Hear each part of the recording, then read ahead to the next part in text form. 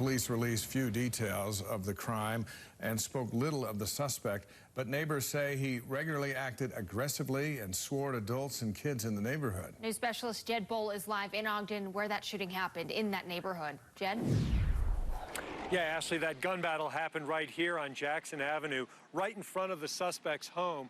Police officers, including Nate Lyday, were responding to a domestic violence call here when it escalated quickly into a fatal shooting.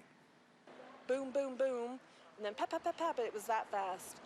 And I looked out the window and saw a cop there and a cop there. So Sarah Connell gathered her kids and headed for the basement, where they stayed until the chaos ended. As soon as I heard the gunshots, I knew he had just finally lost it and just snapped and gone crazy. Connell and other neighbors had verbal run-ins with 53-year-old John Benedict Coleman ever since he moved in 4 or 5 years ago. He just screams at anybody who walks by his house, threatens people.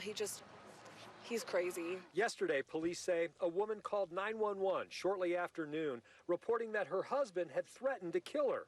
When officers arrived, they were confronted by Coleman, who ran inside and started shooting through the door. Officer Lyday was killed, and a probation officer was injured.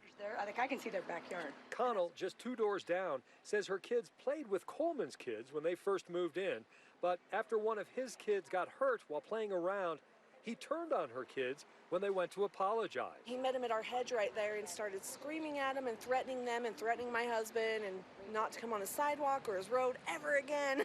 So every summer he just gets a little more wild. Over the years, Connell tells me, she called the police on Coleman 16 times for aggressive and frightening behavior. Every time we would call the police, we would tell them, you know, he does have firearms, you need to be careful.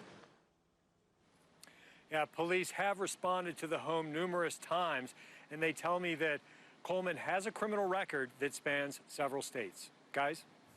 Just eerie to hear the neighbor, of course, speak of this incident and 16 others that we know of. Jed, thank you. Stay with KSL TV as we continue to remember the life and legacy of Ogden police officer Nate Lyday. Well, a Layton man accused of killing a woman he met on a dating app, Tinder, was in court today. A judge ruled Ethan Hunsaker will remain behind bars without bail. Hunsaker is charged with first-degree murder in the death of 25-year-old Ashlyn Black. Investigators say Hunsaker killed Black on Sunday, shortly after meeting for their first date.